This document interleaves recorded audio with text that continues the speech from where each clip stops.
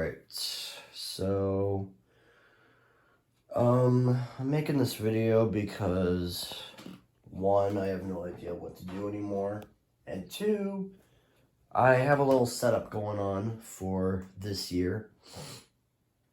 So, I decided to rearrange again, and, yeah, you could definitely tell a couple differences, but for those of you who are just now tuning into my channel and are just now seeing my first video, I'll explain. So previously I had a couple radios right there and some little things and stuff like that over here. And yeah, and I decided to move things around yesterday, and yeah. So yeah, so this is the setup. So I basically kind of replicated it to look like July 2023 or something like that. For example, this WR120, it was sitting right here on channel 6 last year, and I decided to make it so that it would be like that again. For the greater Northeast. Here are the 6 a.m. Eastern Daylight Time observation. Yes, 6 a.m., I know.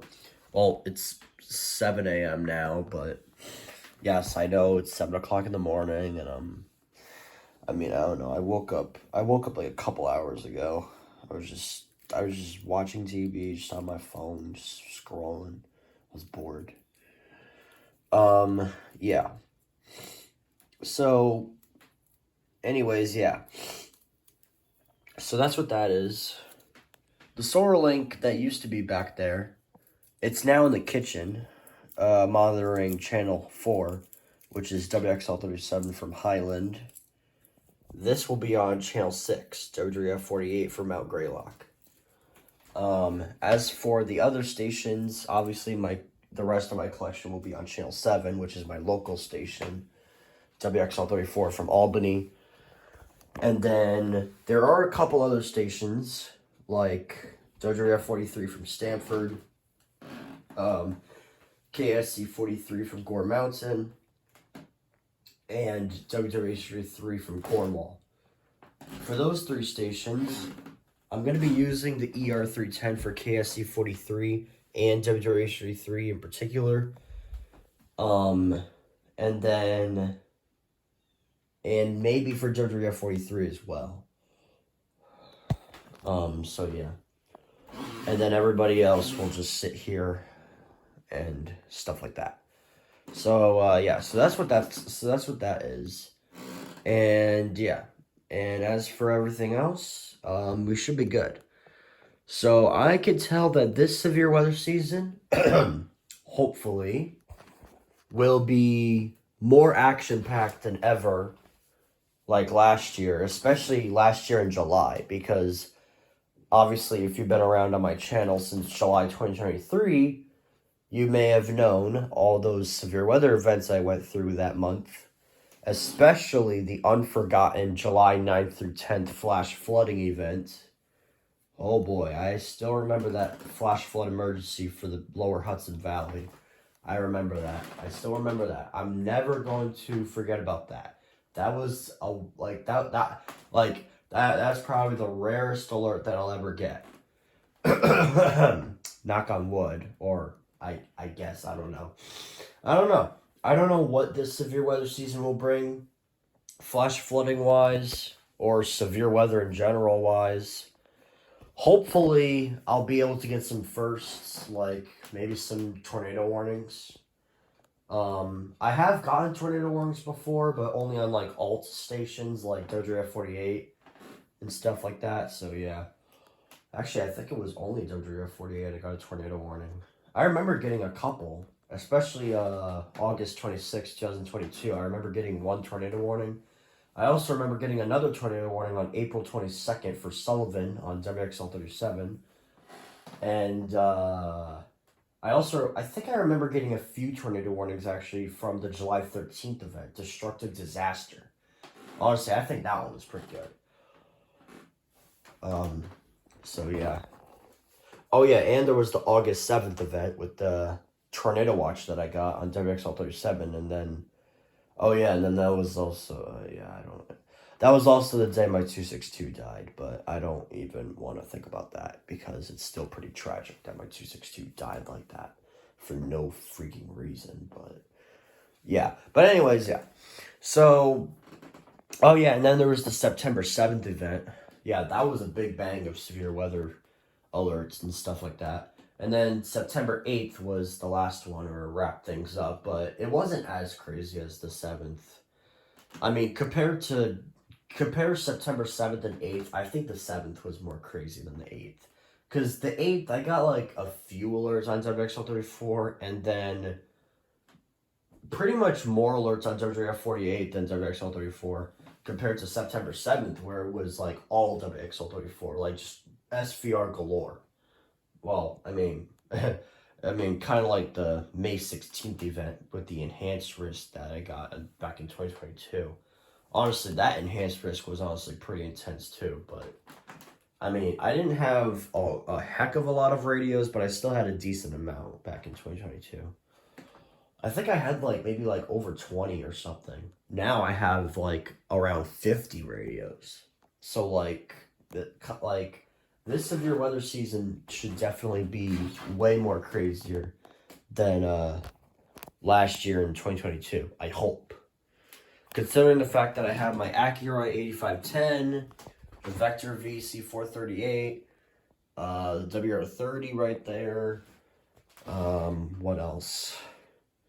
My F4600 only experienced one severe thunderstorm watch so far, and it activated on the third header, which I honestly prefer it was activated on the second header because it's a second header radio.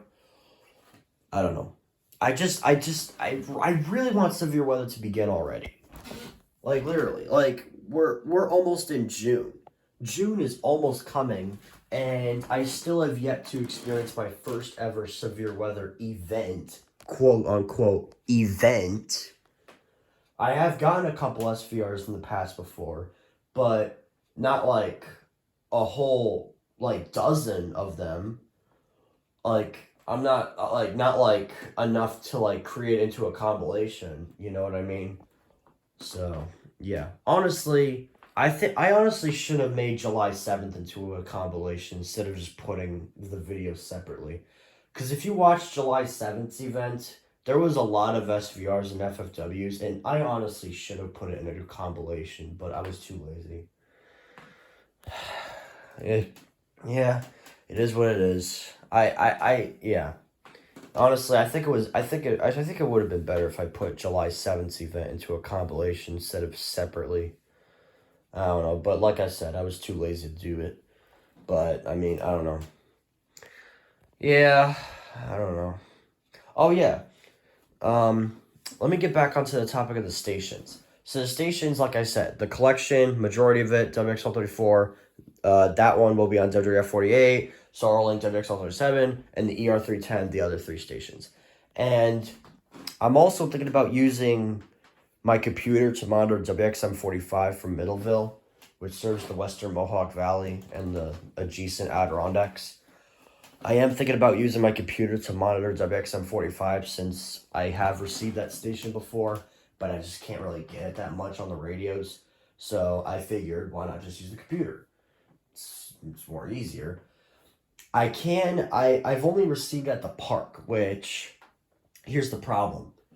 If I try to get an alert, if I try to like go for WXM45 on the radios, it's going to be impossible because literally I got to bring one of my radios with me. I got to walk to a sidewalk, a stop sign. I have to cross two roads. I have to look both ways and then cross one road, go up a hill, and then go across another road, look both ways, and I have to walk all the way over here to the park. And then by the time I get to the park, the alert's probably like ended by now. So it's pointless. It's pointless getting WXM45. Just run as fast as I can to the park just to get an alert on WXM45. It's not worth it because I'm just gonna miss it because it takes forever. So an easier way is to use a computer. So yeah, well, and plus it's another Albany station, and I've gotten like and I've received every single Albany station, including WXM68. Quote WXM68. I've gotten that from Lake George. I have not Actually, maybe I have. Jesus, my throat kind of tickled me a little bit there.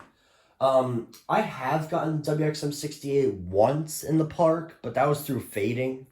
Like, it faded in for a quick second. I heard Connecticut River, and then it just faded out again.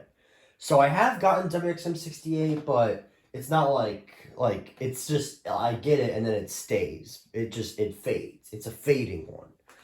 So yeah.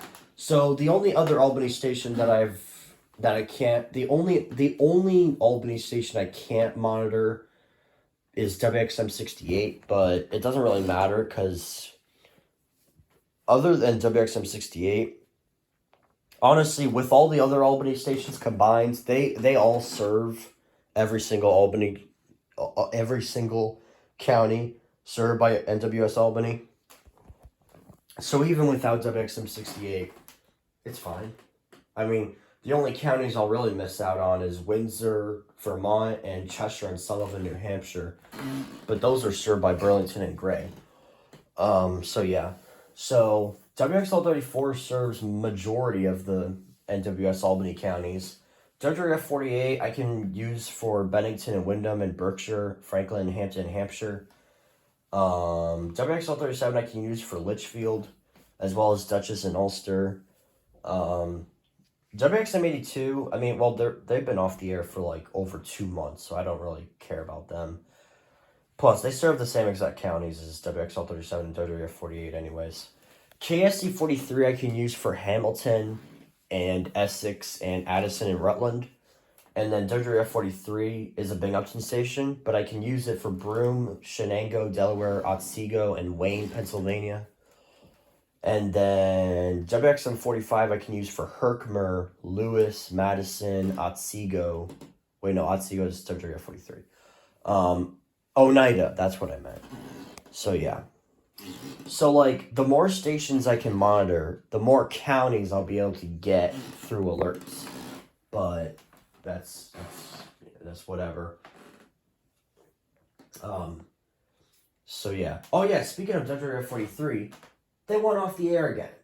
Yeah, the other day, I was just tuning through the stations, and all I heard from Channel 1 was just static. Nothing else.